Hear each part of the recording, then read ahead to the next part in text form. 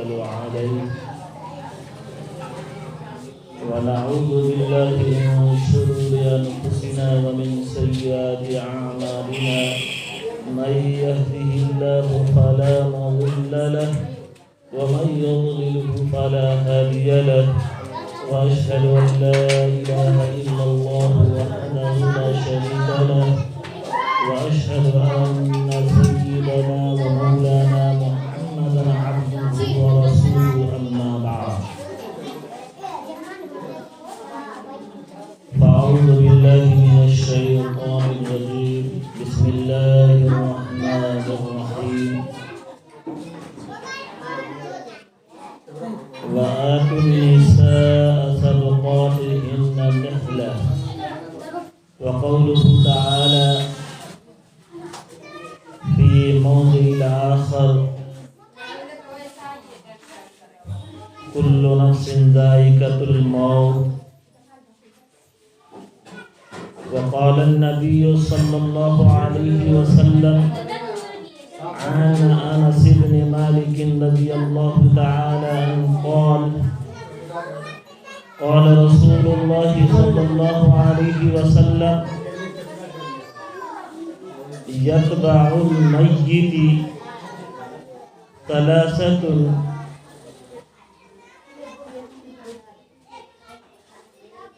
فيرجع اثنان ويبقى معه واحد إلى آخره صدق الله العظيم. بزرگوں، دوستوں، عزیزوں، پردہ نشین ماں بہنوں،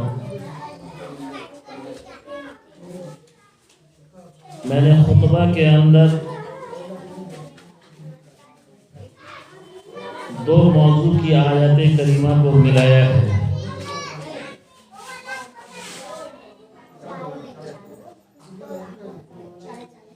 کہ ابھی جو یہ دین کی مجلس قائم کی گئی ہے اس کی نسبت ایک خوشی کے ساتھ ہے. شادی یعنی خوشی کے ساتھ ہے. بزرگوں، پردہ نشین ماں اور بہنوں، ایک طرف خوشی اور پھر اسی بستی میں یا پڑوس میں یا دوسری جگہ غم کا ماحول ہوتا ہے. علماء کرام ابھی کی شادی کو خوشی نہیں کہتے، غمی کہتے ہیں، چونکہ ابھی ہم اور آپ اور پورا معاشرہ رسم و رواج میں جکڑا ہوا ہے. اس کا نام، نکاح کا نام شادی سے رکھا گیا، لیکن ہم لوگ رسم و رواج کے اتنے پابند ہیں اور رسم و رواج کو اتنی اہمیت دیتے ہیں اور پھر اپنے آپ کو مجبور بھی بتاتے ہیں کہ گھر کی عورتیں نہیں مانتی یا بچے نہیں مانتے. تو بزرگوں، یہ واقعی بہت ہی افسوس اور غم کی بات ہے. اللہ کے رسول حضرت محمد الرسول اللہ صلی اللہ علیہ وسلم ارشاد فرماتے ہیں کیا معاشرے میں لوگ چار وجوہات کے بنا پر کسی لڑکی کا یا کسی لڑکے کا انتخاب کرتے ہیں شادی کے لیے، نکاح کے لیے.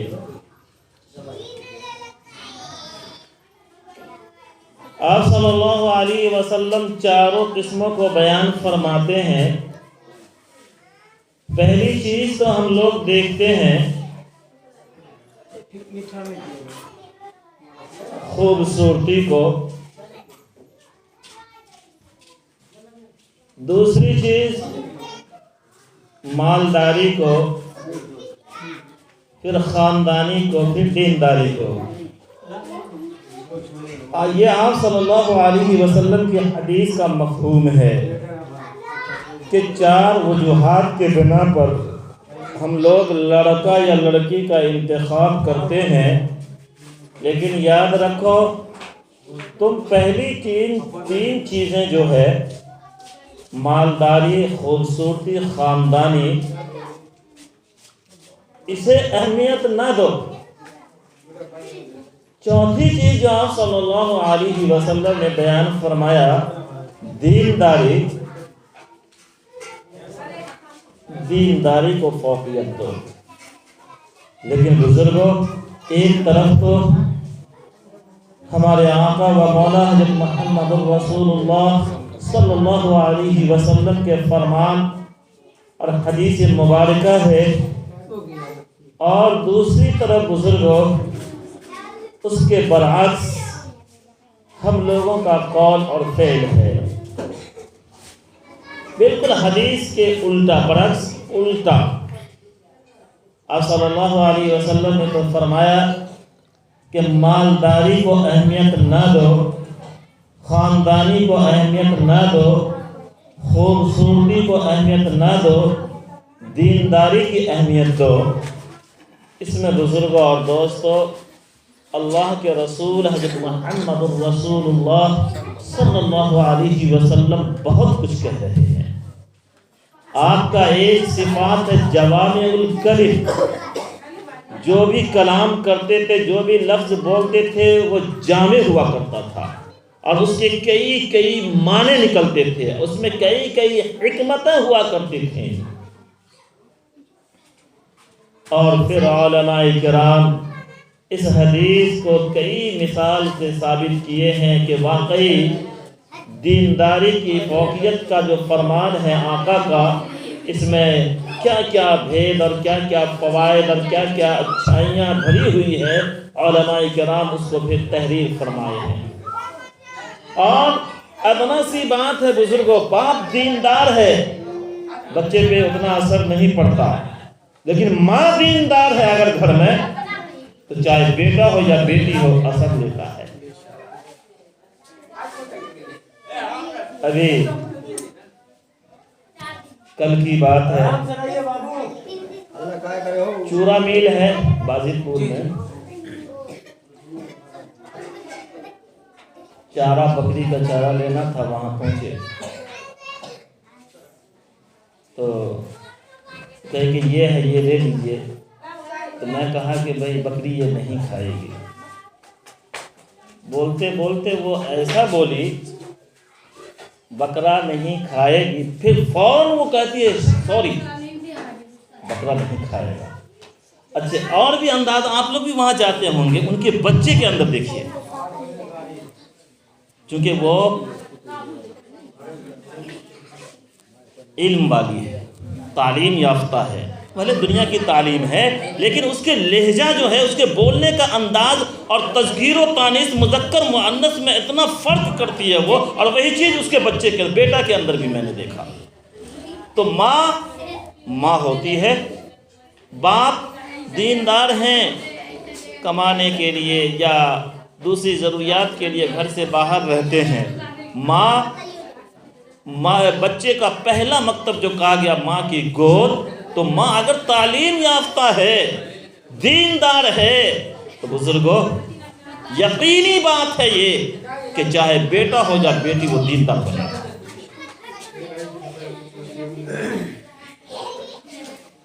ایک تو یہ، دوسری بات یہ فرمایا مثال دے کر کے علماء کرام نے کہ کھیت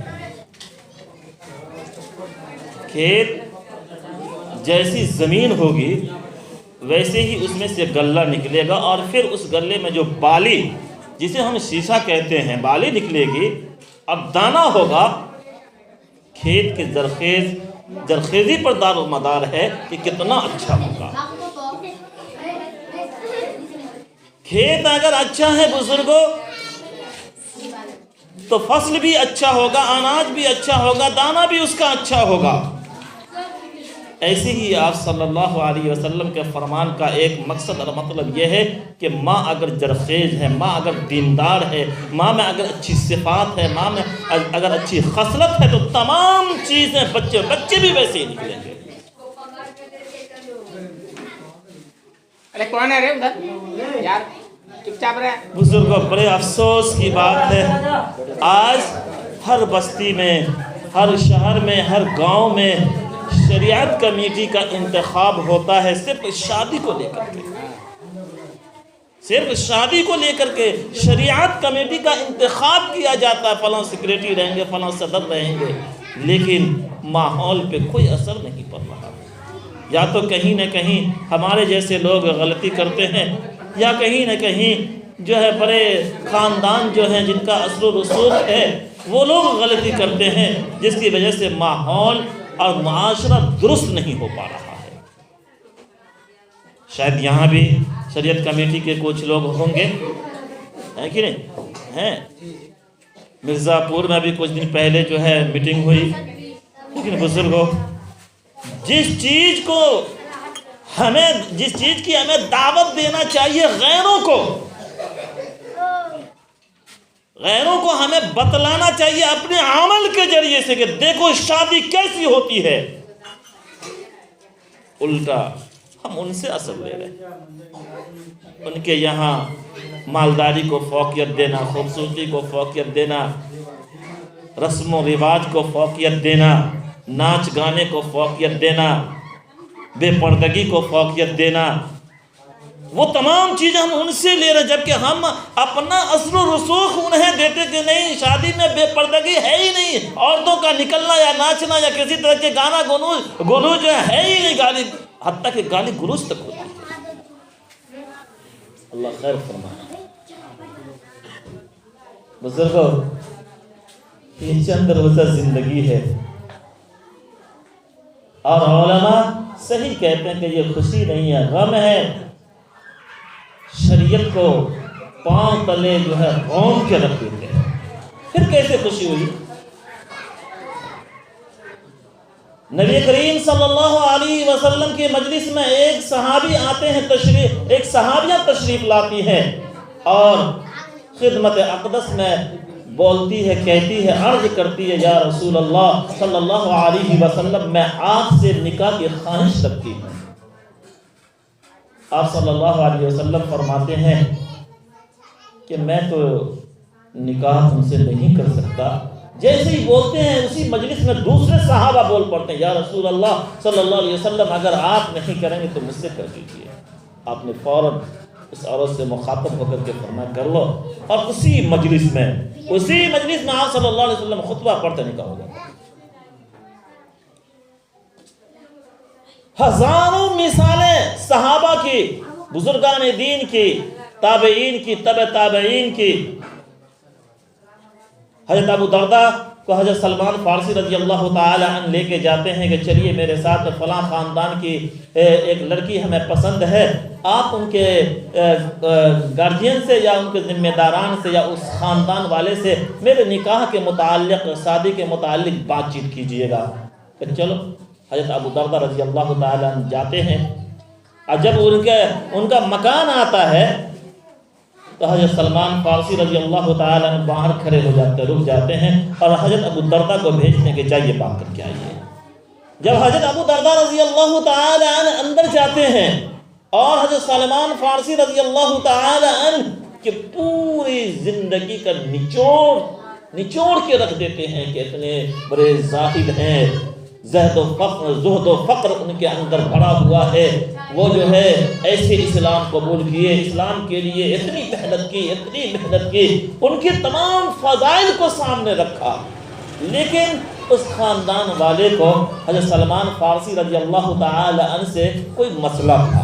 उन्होंने मना कर दिया कि मैं उनसे अपनी बच्ची का निकाह नहीं करना चाहता। ए अबू दरदा, अगर आप करना चाहते हैं तो बोलिए, मैं आपके साथ अपनी बच्ची का निकाह करने को तैयार हूँ। अबू दरदा रज़ी अल्लाह ताला अन्हु थोड़ी देर के लिए तो रुके, लेकिन फिर कहे ठीक है। अंदर निकाह भी हो जाता। बाहर एक भाई जिनके लिए बात करने के लिए गए थे, वो मुंतज़िर इंतज़ार में हैं कि कोई खबर लेके आएंगे, कोई बात करके आएंगे, रिश्ता तय करके आएंगे। जब बाहर निकलते हजरत अबू दरदा रज़ी अल्लाह ताला अन्हु तो नज़र को, सर को नीचे किए हुए हैं और कहते हैं कि ऐ सलमान फारसी, مجھے حیا آ رہی ہے، شرم آ رہی ہے، اندر کچھ باتیں ایسی ہو گئی جس کو میں بولنے سے شرما رہا ہوں۔ حضرت سلمان فارسی رضی اللہ تعالی عنہ نے فرمایا کہ کیا بات ہے، بولو تو کیا ہوا اندر؟ کہا کہ یہ معاملہ ہوا، جو ان کے ساتھ نکاح کا معاملہ اندر پیش آیا، انہوں نے بیان کیا تو حضرت سلمان فارسی رضی اللہ تعالی عنہ نے فرمایا کہ اس میں تمہیں شرمانے کی کیا بات ہے، شرم تو مجھے آنی چاہیے۔ اللہ نے آپ کا انتخاب کیا، اللہ نے ہمیں شرم آنی چاہیے نہ کہ آپ کو آنی چاہیے۔ بزرگوں دیکھیے کیا اہمیت، نکاح ایک عبادت قرار دیا گیا ہے، اور اس عبادت میں کئی طرح کے جو ہے رسم و رواج، کئی طرح کے جو ہے فضول اخراجات، بہت ساری چیزیں شامل کر دی ہیں۔ کیسے نہیں افسوس ہوگا، گئے تھے کسی اور کے نکاح کے لیے اور اپنے نکاح کر کے آ گئے، وہ ساتھی کو بھی بلانا گوا، ٹھیک ہے میں ہم سے کرو گے ہم تیار ہیں، ان کو بھی بلا لیتا ہوں، ایسا بھی نہیں ہوا۔ اچھا ان تمام باتوں کو رہنے دیجئے، نبی کریم صلی اللہ علیہ وسلم اپنے وقت کے بادشاہ، اور صحابہ کو اتنی محبت تھی آپ صلی اللہ علیہ وسلم سے کہ آپ صلی اللہ علیہ وسلم اگر تھوک بھی پھینکتے تھے تو زمین پہ تھوک کو گرنے نہیں دیتے تھے، صحابہ اپنے ہاتھوں پہ لے کر کے چہرے پہ مل لیا کرتے تھے، اتنی محبت تھی اور اتنا مقام تھا دل میں۔ لیکن صحابہ جب نکاح کرتے تو آپ صلی اللہ علیہ وسلم کو بھی نہیں بلاتے۔ کئی مثالیں، آج گاؤں کے امام صاحب یا فلاں مفتی صاحب یا فلاں صاحب وہی نکاح پڑھائیں گے، نہیں ان کا شریک ہونا ضروری ہے، لیکن دیکھیے آپ صلی اللہ عہد رسالت میں صحابہ ہیں، عشرہ مبشرہ میں سے صحابہ ہیں، اور وہ صحابہ نکاح کرتے ہیں، لیکن آپ صلی اللہ علیہ وسلم کو بعد میں خبر ملتی ہے، بعد میں پتہ چلتا ہے۔ حضرت عبد الرحمن بن عوف ہو، ان کے بدن پہ نشانات کو دیکھے، خوشبو لگائے ہوں گے یا کوئی چیز دوسری چیز، یہ کیا بات ہے؟ یا رسول اللہ میں نے نکاح کیا، دعا دیا، کہہ کہ جاؤ ولیمہ کر لینا۔ حضرت جابر رضی اللہ تعالیٰ نے ایک جنگ میں سے لوٹے، اپنی سواری کو تیزی بڑھا رہے ہیں، پوچھا کہ اے جابر کیا بات ہے؟ یا رسول اللہ صلی اللہ علیہ وسلم جنگ میں آنے سے قبل میں نے نکاح کیا تھا، اس لیے نکاح کرتے ہی میں جنگ میں شریک ہو گیا تھا، اس لیے جلدی چاہ رہا ہوں کہ میری بیوی انتظار کر رہی ہوگی۔ آپ صلی اللہ علیہ وسلم نے فرمایا کہ باکرہ ہے یا سیبہ، کماری سے کیے ہو یا عمر دراز سے کیے ہو؟ تو فرمایا کہ عمر دراز ہے، سیبہ ہے، ہماری چھوٹی چھوٹی بہنیں ہیں، بھائی ہے، اس کے لیے ایک تجربہ کار عورت چاہیے تھا، اس لیے میں نے ایسا کیا۔ آپ صلی اللہ علیہ وسلم نے دعا دی اور فرمایا کہ ولیمہ کر لینا۔ تاریخ کے اوراق کو الٹ کے دیکھیے بزرگوں، جتنی نکاح اور شادیاں ہیں سب میں سادگی، سب میں سادگی۔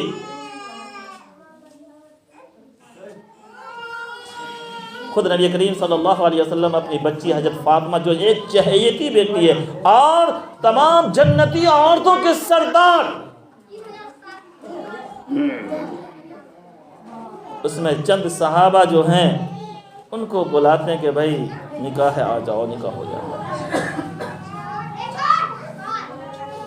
بزرگوں اور دوستوں، ہم آپ اور بھی دیگر لوگ کبھی تو ہم عورتوں کو سامنے لے آتے ہیں، کبھی بچوں کو سامنے لے آتے ہیں، شریعت پر عمل کرنے کے لیے عورتیں عار نہیں ہیں، بچے عار نہیں ہیں۔ چاہے میں کر رہا ہوں تو میں مجرم ہوں۔ مالک، گھر کا مالک مرد کو بنایا ہے اللہ نے، اور مالک ہے واقعی، لیکن کبھی زندگی میں ہم نے دین کو اپنایا ہی نہیں۔ اگر جو شخص دیندار ہے اور اپنے اہل و عیال کو دین کی طرف راغب کرتا، ہمیشہ اس کے اوپر ذہن رکھتا ہے کہ تم نماز نہیں پڑھے، تم نے فلاں غلط کام کیا، گناہ کا کام کیا، تو جب شادی کا وقت آئے گا تو ضرور جب زبان سے الفاظ نکلے گا کہ نہیں سادگی کے طور پر ہونا ہے، تو بچے بھی مانیں گے، عورتیں بھی مانیں گے۔ بزرگوں اور دوستوں، انہی میں سے ایک اور چیز ہے جو ہمارے معاشرہ میں ابھی عام طور سے رائج ہے۔ ہونا تو یہ چاہیے کہ لڑکی والے اپنی لڑکی دیتے ہیں، لڑکے والے کو اپنا پورا خرچ کرنا چاہیے، لیکن الٹا ہو رہا ہے۔ بزرگ اور دوستو، یہ جو نقد کے کیش کے روپ میں پیسے لیے جاتے ہیں، روپیے لیے جاتے ہیں، اللہ حفاظت فرمایا کہ اگر آدمی بیمار ہے اور کسی نے کہہ دیا کہ یہ شراب جو ہے، شراب حرام ہے نا، شراب پینا حرام ہے، لیکن کہہ دیا کہ تم تھوڑی سی شراب پی لو، تمہاری صحت، تم صحیح ہو جاؤ گے، بیماری ختم ہو جائے گی، تو جان جانے کا اگر خطرہ ہے تو ویسی صورت میں شراب پینے کی اجازت ہے، پی لو دوا کے طور پر۔ اور گھر میں کچھ کھانے کے لیے نہیں ہے، مردار کہیں پڑا ہوا ہے، اجازت ہے کہ کھا کے جان بچا لو۔ لیکن بزرگوں، یہ تلک نقد روپیے گھر میں موجود ہے اور جان جا رہی ہے، تو فرمایا کہ اس میں سے ایک پیسہ بھی تمہیں استعمال کرنا جائز نہیں، حرام ہے، اتنی غلط چیز ہے یہ۔ ایک تو یہ، اور معاشرہ یہ ہو گیا ہے کہ جتنا نقد ہوگا اس کا آدھی جو ہے مہر کے طور پہ متعین کیا جاتا ہے، اور لڑکے والے بڑے شوق سے کہہ دیتے ہیں کہ دینا تھوڑی ہے، جو باندھنا باندھ دو۔ صحابہ کے دور میں کہیں کچھ نہیں تھا، صرف ایک چیز کی اہمیت تھی شادی کے لیے، مہر۔ پہلے اگر کوئی شادی کی خواہش کا اظہار کرتے تو آپ صلی اللہ علیہ وسلم پوچھتے کہ مہر کے لیے کچھ ہے؟ حضرت علی، بیٹی کا جب نکاح ہوا حضرت فاطمہ کا، تو حضرت علی سے بھی پوچھا گیا کہ تمہارے پاس کچھ ہے؟ نہیں تھا۔ حضرت عثمان نے دیا، دعا کیا، پھر جو ہے اس کو بیچا گیا، پھر اس کے اندر نہیں، حضرت علی کے پاس زرہ تھا، حضرت عثمان نے اس کو خریدا اور پیسے دیے، اور بعد میں پھر وہ بھی لوٹا دیے، لیکن مہر کی اتنی اہمیت تھی کہ مہر ادا کرنا ہوگا۔ یہ مہر بزرگوں عورتوں کی واجبی حقوق ہے، اور حقوق العباد میں سے ہے یہ۔ حقوق العباد جانتے ہیں نا، حقوق اللہ، اللہ کا حق، حقوق العباد، بندوں کا حق۔ حقوق اللہ کے سلسلے میں ہے، ایسی تو غلطی نہیں کرنی چاہیے، اللہ کی نافرمانی نہیں کرنی چاہیے، اللہ کے حکم کو نہیں توڑنا چاہیے، لیکن ساتھ میں اللہ غفور الرحیم ہے، اللہ کو اختیار ہے، وہ چاہے تو معاف کر دیں اور چاہے تو گنت کریں، دونوں چیزیں ممکن ہو سکتی ہے، پکڑ بھی کر لیں گے اللہ، یا درگزر بھی کر سکتے ہیں اللہ۔ لیکن حقوق العباد جو بندوں کا حق ہے، ہمارے اوپر آپ کا حق ہے، آپ کے اوپر میرا حق ہے، ماں باپ کے اوپر اولاد کا حق ہے، اولاد کے اوپر ماں باپ کا حق ہے، شوہر کا حق بیوی پہ ہے، بیوی کا حق شوہر پہ ہے۔ بزرگوں، یہ ہے حقوق العباد۔ اگر ہم نے اپنی بیوی کو ستایا ہے، بیوی کی حق تلفی کی ہے، اس کو کھانا خرچہ نہیں دیا ہے، یا اس کی مہر جو متعین ہوئی تھی وہ ادا نہیں کیا ہے، یہ حقوق العباد ہے۔ اللہ تعالیٰ کے متعلق تو میں نے کہا کہ وہ چاہیں تو درگزر کر دیں اور چاہیں تو گرفت کریں، لیکن حقوق العباد ایک ایسی چیز ہے کہ وہ بندہ ہی معاف کرے گا تو معاف ہوگا، نہیں تو معاف نہیں ہوگا۔ آج کا معاشرہ، باندھ دیجئے جو باندھنا ہے، دینا تو رہی ہے۔ آپ صلی اللہ علیہ وسلم نے ارشاد فرمایا کہ اگر کوئی شخص نکاح میں مہر کی مقدار کو متعین کرتا ہے اور اس کی نیت درست نہیں ہے، پہلے سے اگر نیت درست، دینا تھوڑی، یہی نیت کا جواب، دینا تھوڑی ہے، نیت درست نہیں ہے تو وہ دھوکے باز ہے۔ اور پھر آپ صلی اللہ علیہ وسلم فرماتے ہیں کہ اگر کسی شخص نے اپنی بیوی کے مہر کو ادا نہیں کیا ہے تو وہ شخص، دیکھیے الفاظ، زانی ہو کے مرے گا، زنا کرنے والا ہو کے مرے گا،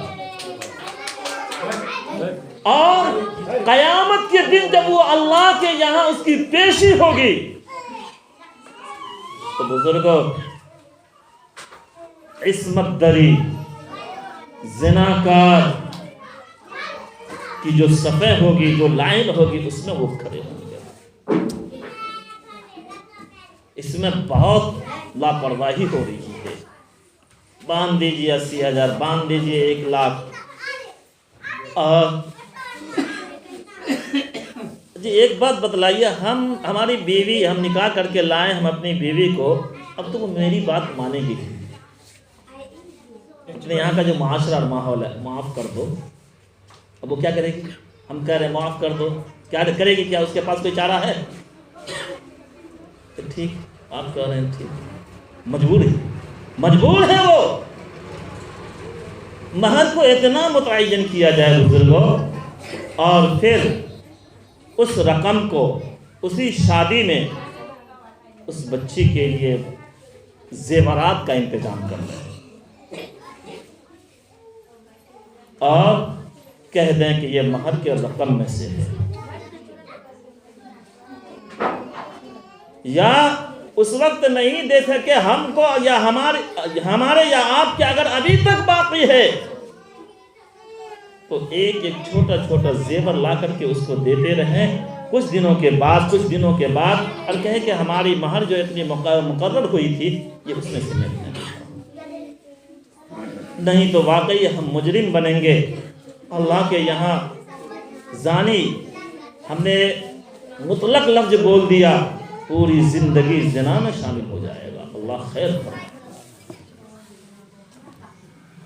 تو قرآن کریم نے اعلان کیا وَآتُوا النِّسَاءَ صَدُقَاتِهِنَّ نِحْلَةً، کہ تم اپنی بیویوں کی مہر جو فرض ہے اسے خوشی خوشی ادا کیا کرو، خوشی خوشی دیا کرو.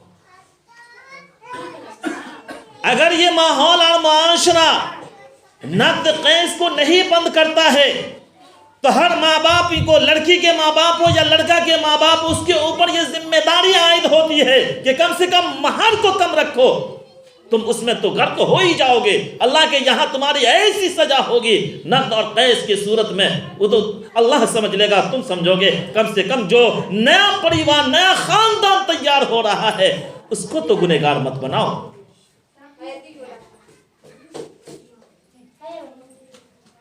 مہر کی مقدار کم ہو، حیثیت کے مطابق ہو، جو دے سکے، ادا کر سکے.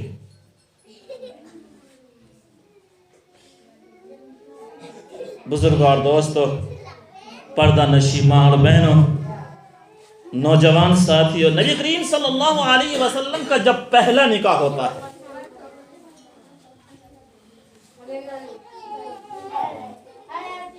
پہلی بیوی کا نام کیا ہے؟ بزرگوں یہ سب موٹی موٹی چیزیں ہیں، ہمارے ذہن میں ہم ایمان والے ہیں. ہمارے نبی کا نام، جی ٹھیک، بہت اچھا، ہمارے نبی کا نام محمد ہے. اب آپ صلی اللہ علیہ وسلم کے مقام، درجات کی وجہ سے ان کے ساتھ حضرت لگاتے ہیں. اور بعض دفعہ جب کوئی مبارک ہستی ہو، بڑے آدمی ہو، تو عدد سے نام بھی نہیں لیتے ہیں، آپ کہہ کے نکلتے ہیں. یہ نام جو ابھی میں نے آپ کو بتلایا، یہ ایسا مبارک نام ہے بزرگوں کہ مسلمان جب اس نام کو لیتا ہے تو اس کے اوپر درود پڑھنا واجب ہو جاتا ہے.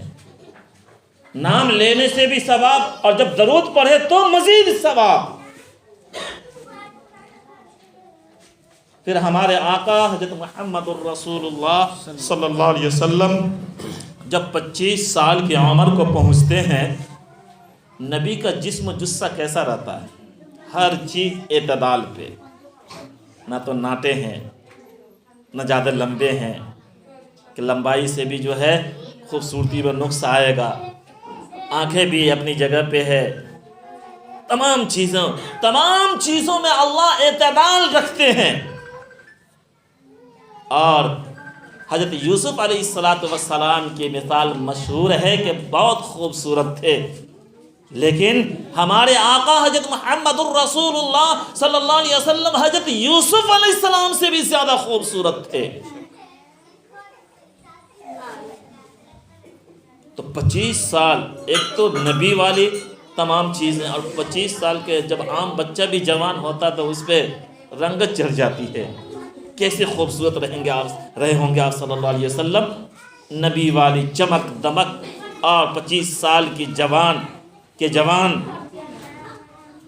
لیکن آپ صلی اللہ علیہ وسلم کے پاس جو پیغام آتا ہے رشتے اور شادی کے لیے، ان کا نام ابھی چچا بتلائے خدیجہ نام تھا، حضرت خدیجۃ الکبریٰ رضی اللہ تعالی عنہا. پہلی بیوی کا نام حضرت خدیجہ نام. وہ ایک مرتبہ شوہر کا انتقال ہو گیا تو بیوہ ہو گئی، دوبارہ نکاح کی، دوبارہ پھر بیوہ ہو گئی، دو مرتبہ نکاح ہوا، دو مرتبہ بیوہ ہو گئی. ایسی عورت کا پیغام جاتا ہے 25 سال کے جوان رانا چمکتا ہوا چہرے والے کے پاس. آپ صلی اللہ علیہ وسلم قبول فرماتے ہیں. وہ لمبی بات ہے، تجارت کے لیے گئے.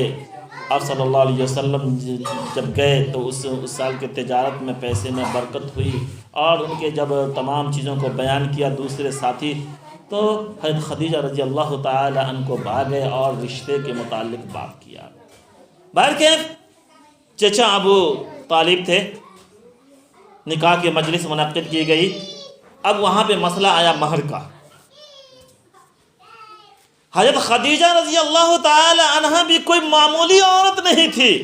وہ ماحول جس میں بچیوں کو زندہ درگور کر دیا جاتا تھا، دفنا دیا جاتا تھا، بے راہ روی کا وہ جو ہے دور تھا، کوئی کسی کا سنتا نہیں تھا، سب اپنے میں مگن تھا، عورتوں کا کوئی مقام نہیں، کوئی عزت نہیں. اس ماحول میں ان کا نام پورے مکۃ المکرمہ میں طاہرہ سے چلتا تھا، طاہرہ، پاک. اب صلی اللہ علیہ وسلم نے دیکھیے دینداری کو فوقیت دیا، اور حضرت خدیجہ نے دینداری کو فوقیت دیا. دونوں طرف سے دینداری کو فوقیت دیا. اب وہاں پہ جب نکاح کی مجلس میں مہر کی بات آتی ہے تو لڑکی والے کہتے ہیں، لڑکا والے بہت خوش، حضرت عبد المطلب بہت خوش کہ میرے یتیم بھتیجا کا نکاح ہے، ایک معزز ہستی کا نکاح ہے. چونکہ بچپنے سے تمام صفات پورے مکہ والے دیکھ رہے تھے. وہ تو کم بختی تھی کچھ لوگوں کی جو مخالفت پر اترے اور مخالفت کی اور تکلیف پہنچائے. تو کہا کہ مہر جتنا باندھنا ہے باندھ دو. اس وقت تو نبوت نہیں ملی تھی، شریعت کا احکام نہیں تھا. لڑکی والے کے طرف سے ان کے جو چچا تھے حضرت خدیجہ رضی اللہ تعالی عنہا کا، انہوں نے کہا کہ جب دونوں جوڑے اعلیٰ ہے تو کچھ بھی متعین کر دو، ہٹاؤ. تو اس وقت کا ماحول تھا، شریعت مطہرہ کی طرف سے کوئی احکام نہیں تھا، شریعت محمدی اس وقت نہیں تھی. باہر کیا بزرگوں اور دوستو، میں اس واقعہ کو اس لیے لایا کہ آپ صلی اللہ علیہ وسلم نے دینداری کو فوقیت دی، اور حضرت خدیجہ بھی دینداری کو فوقیت دیتے ہیں. اور آج ہمارے معاشرے میں ہماری ماں بہنیں،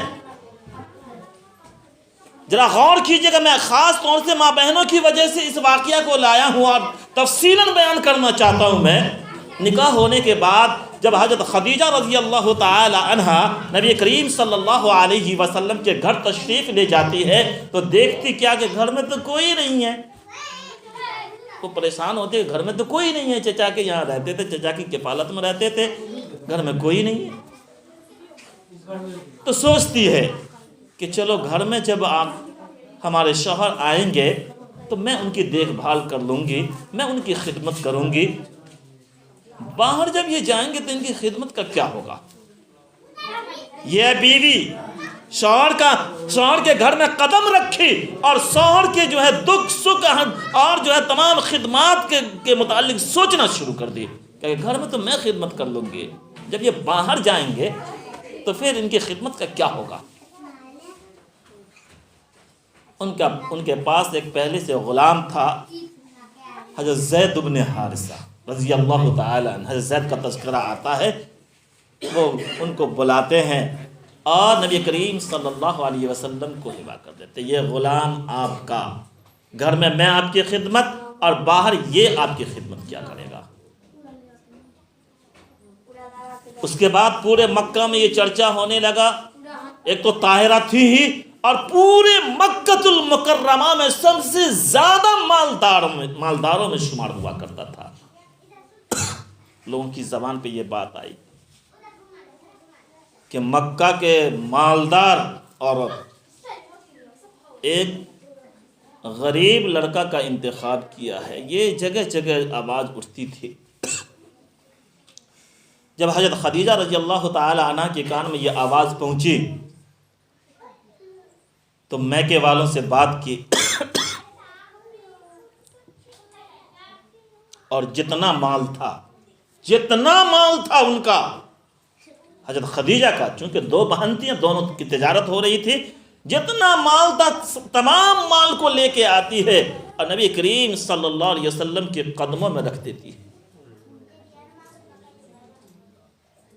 میرے سرتاج، یہ دولت یہ آپ کے ہیں، آپ جیسا چاہیں اس میں سے تصرف کر سکتے ہیں، خرچ کر سکتے ہیں، جہاں چاہیں آپ لگا سکتے ہیں۔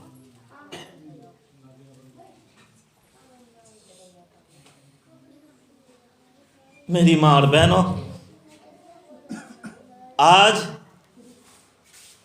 زوزین میں تھوڑی سی بگاڑ ہو گئی تو ہم بھاگنا شروع کر دیتے ہیں، تعویذ چاہیے، ایسا ہے ویسا ہے۔ آپ نے اپنے شوہر کے دل میں جگہ بنایا ہی نہیں۔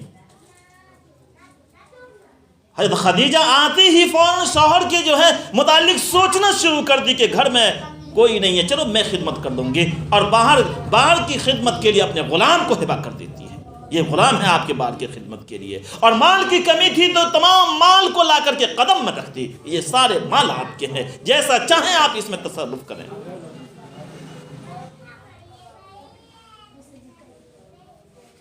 جس کا نتیجہ، اچھا ایک بات اور ہے بزرگوں، پردہ نشین ماں اور بہنوں، کہ جب کفار و مشرکین نے بہت پریشان کیا، حتیٰ کہ ابو طالب کے پاس جاتے ہیں کہ آپ اپنے بھتیجا سے پوچھیں وہ کیا چاہتے ہیں، کیا خدیجہ سے بھی زیادہ خوبصورت عورت، بادشاہت، یا کیا چاہتے ہیں وہ؟ ہم ان کو بادشاہ بنائیں گے، ہم ان کو وہ جو چاہیں گے وہ ہم لوگ کرنے کو تیار ہیں۔ اب صلی اللہ علیہ وسلم نے کیا جواب دیا کہ مکے والو، چچا اب کہہ دیں ان لوگوں سے کہ اگر وہ میرے ایک ہاتھ میں سورج کو رکھ دیں اور دوسرے ہاتھ میں چاند کو رکھ دیں، پھر بھی اللہ نے ہمیں جس کام کے لیے بھیجا اس کام کو ہم کرتے رہیں گے۔ یہ چاند سورج ستارے سب رکھیں اپنے آپ کو، وہ بادشاہت رکھیں اپنے آپ کو، ہم جس کام کے لیے آئے وہ کام کریں گے۔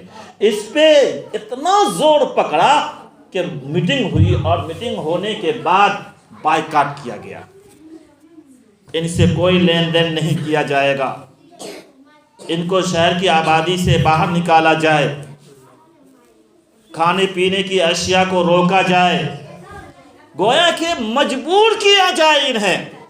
جب یہ بھوکے پیاسے مریں گے، رہنے کو کسی مکان میں ترسیں گے، تب یہ مجبور ہو کر کے چھوڑ دیں گے اپنے مشن کو۔ بزرگوں، صحابہ اور نبی کریم صلی اللہ علیہ وسلم، اور پھر آپ کے ساتھ حضرت خدیجہ الکبریٰ رضی اللہ تعالی عنہ، ابو طالب کے ایک پہاڑ تھا جس کو شعبہ ابی طالب سے آج جانا جاتا ہے، اس میں اس پہ چلے گئے، چھوڑ دیے مکان، جائیداد، رشتہ دار، سب کو چھوڑ دیے۔ ہاں، جو کچھ لے کے گئے تھے کچھ دنوں تک تو وہ چلا، 3 سال کے ایام۔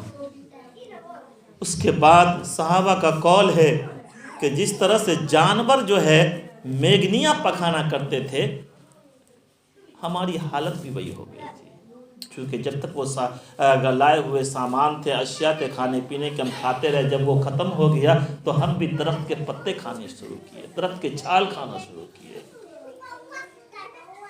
بزرگوں، پردہ نشیماں اور بہنوں، یہاں پہ یہ دیکھیے کہ خدیجہ الکبریٰ رضی اللہ تعالی عنہ پورے مکہ المکرمہ میں سب سے زیادہ مالدار خاندان کی عورت تھی۔ اگر وہ چاہتے، اے محمد صلی اللہ علیہ وسلم، آپ کا مشن آپ کے پاس، میں چلی، اب میں کیوں پریشانی اٹھاؤں گی، میں جاتی ہوں اپنے میکے والے کے پاس۔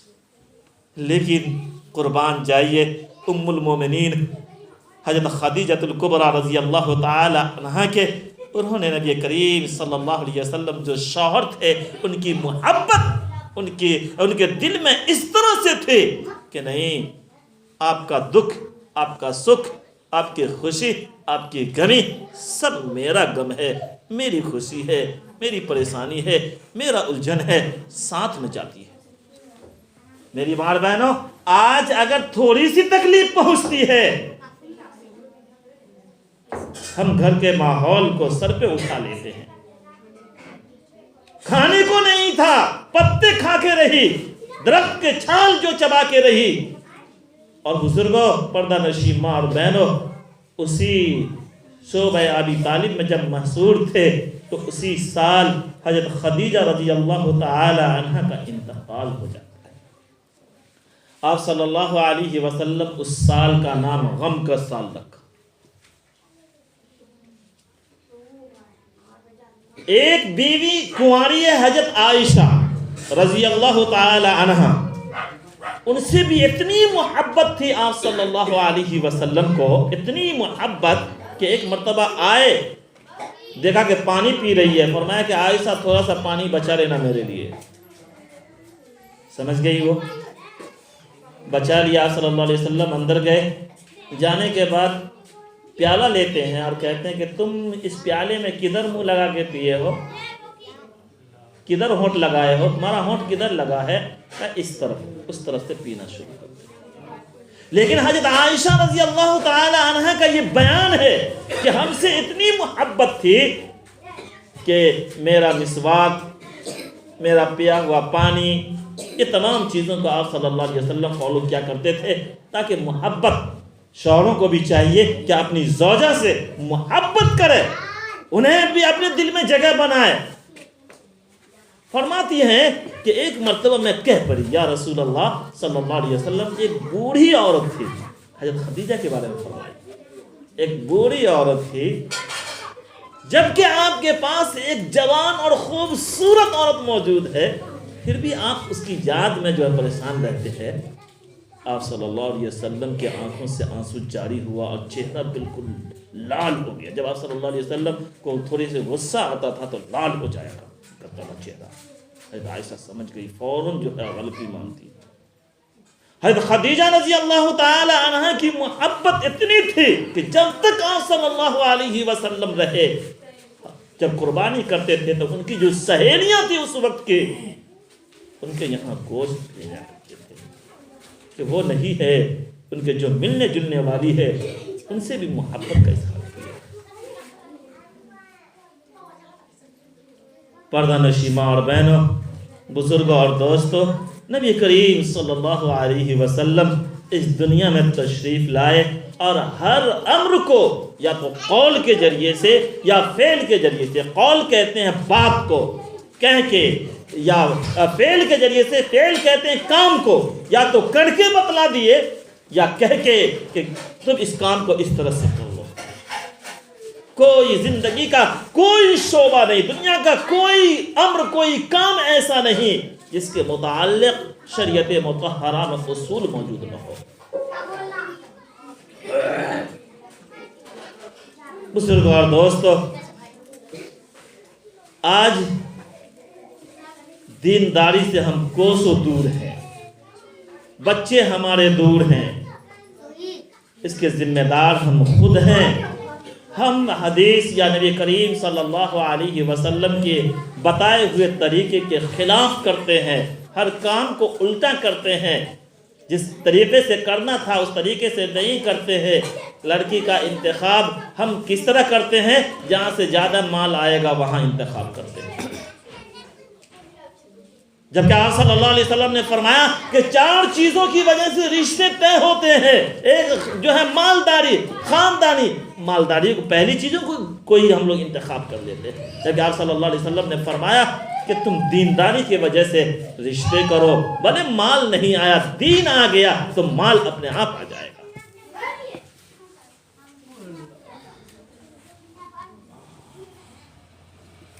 بزرگوں، یہ تو ایسا ہی ہو گیا، کرتے رہو، جبکہ ہم دیکھتے ہیں ہمارے نظر کے سامنے ہے کوئی، ہمارے خاص طور سے ہمارے عمر کے جتنے بھائی ہیں ان کے دادا پردادا ہیں دنیا میں نہیں ہیں. کیا ان کے ساتھ معاملہ نہیں تھا؟ ان کو اس دنیا میں جو ہے زندگی گزارنا نہیں تھا، گزارے ہیں، لیکن للہیت تھی. دین سے اتنے جڑے ہوئے نہیں تھے لیکن للہیت تھی، اللہ کا ڈر اور خوف تھا. بزرگو، اللہ سے ڈریں. یہ دنیا میں رہنے کے لیے کوئی نہیں آیا ہے، سب کو جانا ہے. جبکہ ہمارے دلوں سے موت کا ڈر اور خوف نکل چکا ہے. یہی نہ ہوا؟ کرو منمانی. دیکھتے بھی ہیں کہ موت آتی ہے، کوئی بچا ہوا نہیں ہے، لیکن دل میں ڈر اور خوف نہیں ہے. ہر روزانہ ہم نہ بھلا دیے ہیں موت کو، ہمیں یاد نہیں. اس لیے کہا گیا کثرت سے موت کو یاد کیا کرو. ایک بادشاہ تھے، وہ ایک اسی کام کے لیے غلام کو رکھے ہوئے تھے، نوکر کو رکھے ہوئے تھے کہ بھائی روزانہ تمہیں 1 مرتبہ ہم کو موت یاد کرانا ہو. ایک نوکر رکھے ہوئے، روزانہ ایک صبح سویرے وہ پہنچتا اور بس اتنا الفاظ کہتا کہ موت حق ہے، ہر ایک کو مرنا ہے. بس اتنی یاد، اتنے کے لیے نوکر تھا وہ، اس کی تنخواہ تھی. ایک دن بادشاہ وقت آئینہ شیشہ کے پاس کھڑے تھے. ان کی نگاہ داڑھی کے ایک سفید بال پہ پڑا. اسی دن نوکر کو جو رکھے تھے موت یاد دلانے کے لیے، کہا کہ بھائی اب تمہارا کام ہو گیا، تم جاؤ، تم دوسرے کام پہ لگ جاؤ، جس کام کے لیے میں نے تمہیں رکھا تھا. گویا کہ داڑھی کے بال کا پکا ہوا نظر آنا کہ جب بھی روزانہ میں شیشہ آئینہ دیکھتا ہوں، بس یاد کرانے والا ایک سبب آ گیا ہے. روزانہ میں ہمیں خود بخود یاد ہو جائے گا کہ موت کا وقت قریب ہے، آ گیا وقت. یہ علامات میں سے ہے کہ جب داڑھی سفید ہو جائے سمجھ جاؤ آ گیا وقت، قریب ہو گیا. روزانہ ہم آپ بلا دیے لیکن موت ہمیں بلایا نہیں. حدیث میں ہے کہ روزانہ موت یہ اعلان کرتی ہے، انا الموت الذی افرق بین الزوج والزوجہ، کہ میں موت ہوں، وہ موت ہوں کہ میاں اور بیوی میں جدائی پیدا کر دیتی ہوں. انا الموت الذی افرق بین البنات والامہات، میں وہ موت ہوں کہ ماں اور بیٹی کے درمیان جدائی پیدا کر دیتی ہوں. انا الموت الذی افرق کل حبیب، میں وہ موت ہوں کہ تمام دوستوں میں جدائی پیدا کر دیتی ہوں. انا الموت الذی افرق، انا الموت الذی اخرب الدیار والقصور، کہ میں وہ موت ہوں کہ گھروں کو، بنگلوں کو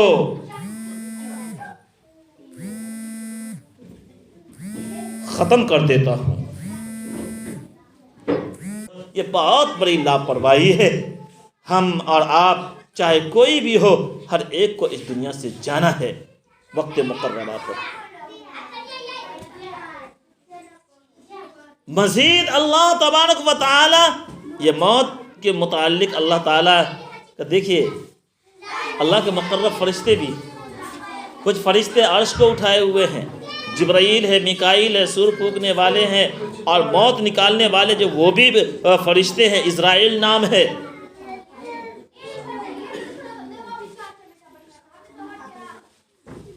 جب دنیا میں تمام انسان مر جائیں گے تو ملک الموت حضرت اسرائیل پہنچیں گے اللہ کے پاس، کہ اللہ سب کے سب ختم ہو، مر گئے سب۔ اللہ کہیں گے اور کون باقی؟ جبکہ اللہ کو معلوم ہے، کہا کہ جبرائیل ہے، میکائیل ہے اور میں ہوں، اور آپ کی ذات جو ہمیشہ باقی رہنے والی ہے۔ کہا کہ جبرائیل میکائیل بھی مریں گے۔ اس کے بعد جبرائیل میکائیل بھی مر جاتے ہیں، پھر آتے ہیں اللہ تعالیٰ، پھر پوچھتے ہیں کہ اب کون رہ گیا؟ کہا کہ ایک آپ کی ذات ہے جو کبھی جسے موت نہیں آئے گی، اور ایک میں رہ گیا۔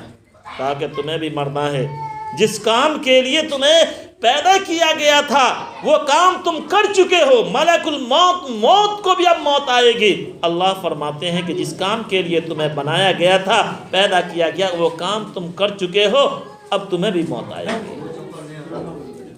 اسرائیل کو بھی موت آ جاتی ہے، ملک الموت کو بھی موت آ جاتی ہے۔ اب کوئی بھی نہیں، اب کوئی بھی نہیں ہے، صرف اللہ کی ذات ہے۔ اللہ تعالیٰ یہ زمین و آسمان کو کتاب کی طرح لپیٹیں گے۔ اللہ کی اذن اجازت ہوگی، صرف اللہ چاہیں گے زمین لپٹا جائے گی، زمین و آسمان لپٹے جائیں گے۔ 3 مرتبہ لپیٹیں گے اور کھولیں گے، 3 مرتبہ لپیٹیں گے اور کھولیں گے، اور پھر اللہ تعالیٰ کا حکم ہوگا لمن الملک اليوم، آج کس کی بادشاہت ہے؟ دنیا میں کہتے تھے میں بڑا، میں جو کروں گا وہ ہوگا، آج کس کی بادشاہت ہے؟ 3 مرتبہ یہ آواز لگائی جائے گی، کہیں سے کوئی آواز، سناٹا چھایا ہوا ہوگا۔ وہ لوگ جو دنیا میں ٹرٹر کرتے رہتے تھے، غریبوں پر ظلم کیا کرتے تھے، اللہ کے احکام کو توڑا کرتے تھے، اللہ کی نافرمانی کیا کرتے تھے، ان کی کھوپڑیاں، جسم کے ڈھانچے وہاں پہ پڑے ہوئے ہوں گے، کسی میں بولی نہیں ہوگی، کہیں سے کوئی آواز نہیں نکلی تھی، نکلے گی کہ بولو آج تمہاری بادشاہت ہے یا ہماری، تم بڑا یا میں بڑا۔ 3 مرتبہ یہ معاملہ ہوگا، اس کے بعد اللہ تبارک و تعالی خود ہی اعلان فرمائیں گے للہ الواحد القہار، اللہ کی ہی بادشاہت ہے، جو زبردست ہے اسی کی بادشاہت ہے، پہلے بھی اسی کی بادشاہت تھی، آج بھی اسی کی بادشاہت ہے۔ تمہیں تو دنیا میں بھیجا گیا تھا اعمال کرنے کے لیے، تمہیں تو دنیا میں بھیجا گیا تھا شریعت پہ عمل کرنے کے لیے، تمہیں تو دنیا میں بھیجا گیا تھا زندگی کے اصول کو اپنانے کے لیے، تمہیں تو دنیا میں بھیجا گیا تھا کہ ہمارے حبیب کے ہر بات پہ عمل کرنا ہے، تمہیں ہمارے حبیب کے بتائے ہوئے طریقے کے مطابق تمہیں زندگی گزارنی ہے۔ میری ماں اور بہنوں، بس یوں ہی کھا پی کر کے وقت گزارنے سے کام نہیں چلے گا۔ جتنی ذمہ داری اللہ نے مرد کے اوپر دیا، عورتوں کے اوپر بھی دی ہے۔ مرد کے اوپر بھی نماز فرض ہے، عورتوں کے اوپر بھی نماز فرض ہے۔ مرد کے اوپر ذمہ داری ہے اور کہ بچوں کی پرورش کرنا، اس کے لیے کھانے پینے کا انتظام کرنا۔ ماں کے اوپر بھی ذمہ داری ہے کہ شوہر کے گھر اور اس کے بال بچے کی دیکھ ریکھ کرنا اور تمام چیزوں کی محافظت کرنا۔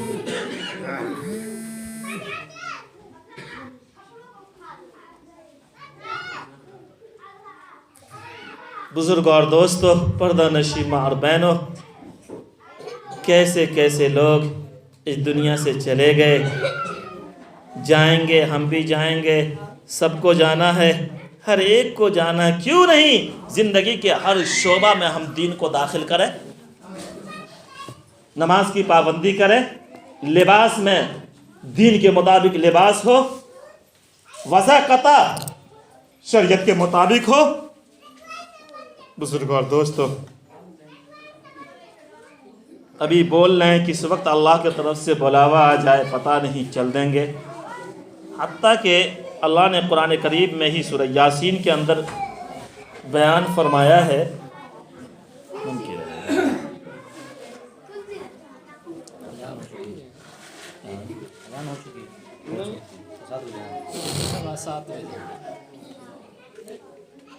کہ اتنی مہلت نہیں دی جائے گی بزرگوں کہ کم سے کم ہم اپنے بچوں کو جا کے بتلا دیں کہ فلاں بینک میں اتنا پیسہ ہے یا فلاں جگہ اتنا پیسہ رکھا ہوا ہے، یا ہم مر رہے ہیں ہمیں جانا ہے، جہاں پہ ہے جس حالت میں ہے بس موت آ گئی، کچھ نہیں، نہ نصیحت کرنے کا موقع، نہ کسی دوسری چیز کا موقع، چل بسیں گے ہم۔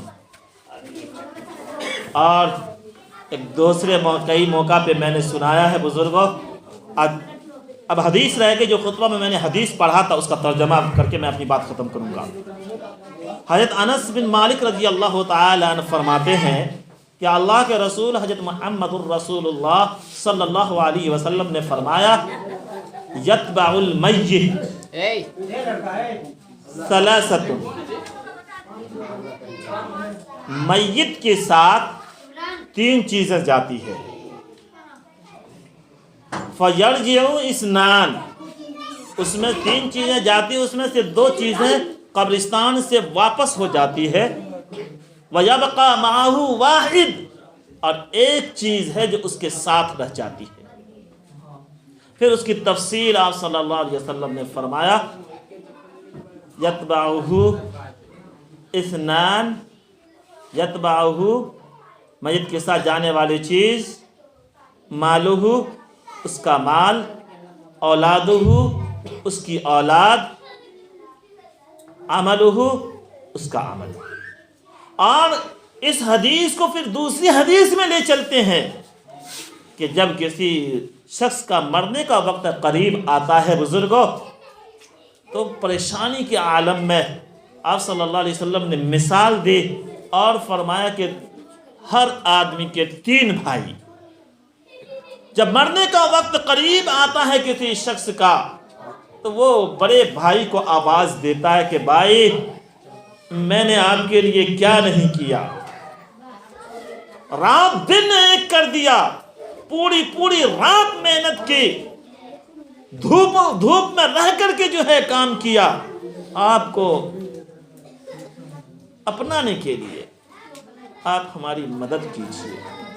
تو وہ بڑا بھائی کہتا ہے کہ آپ نے جو کچھ کیا، آپ کا معاملہ آپ کے ساتھ، ہم سے مدد کی کوئی توقع نہیں رکھیے گا۔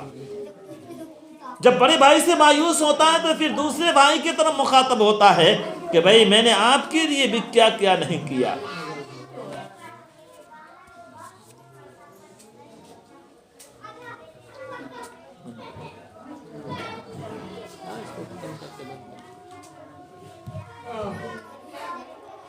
تو بزرگوں، اذان ہو رہی ہے، میں اپنی بات پوری کر لوں۔ دین کی باتیں جب ہو رہی ہو، اذان کے احترام میں دنیا کی باتیں نہیں ہونی چاہیے۔ میں مکمل کر لیتا ہوں چونکہ وقت کی کمی ہو جائے گی پھر۔ تو مجلہ بھائی کے پاس جب جاتا ہے کہ میں نے خود نہیں پہنا تمہیں پہنایا، خود بھوکا رہا تمہیں کھلایا، کیا کیا نہیں کیا تمہارے لیے، تم میری مدد کرو۔ وہ بھی کہتا کہ جو کچھ کیا آپ نے اپنے لیے کیا، آپ کا معاملہ آپ کے ساتھ، جب تک جو ہے ہمارا کام اتنا کہ ہم آپ کو قبر تک پہنچا دیں گے، وہاں سے آپ کا معاملہ آپ کے ساتھ۔ یہ دونوں بھائی کا تذکرہ ہونے کے بعد صحابہ نے پوچھا، یا رسول اللہ صلی اللہ علیہ وسلم اس کی تشریف فرمائیں۔ آپ صلی اللہ علیہ وسلم نے تیسرے بھائی کا تذکرہ فرمایا کہ جب مجلہ بھائی بھی منع کر دیتا ہے تو پھر تیسری سب سے چھوٹے بھائی کی طرف مخاطب ہوتا ہے جس کو کبھی زندگی میں دیکھا نہیں، کہا کہ دیکھو تمہاری طرف تو کبھی دیکھا نہیں، کبھی تم کو اپنایا نہیں، لیکن میں پریشانی میں ہوں، تو میری مدد کر۔ تو چھوٹا بھائی جس کی طرف کبھی نہیں دیکھا، وہ کہتا ہے، تسلی دیتا ہے کہ میں تمہارے ساتھ ہوں، تم گھبراؤ نہیں۔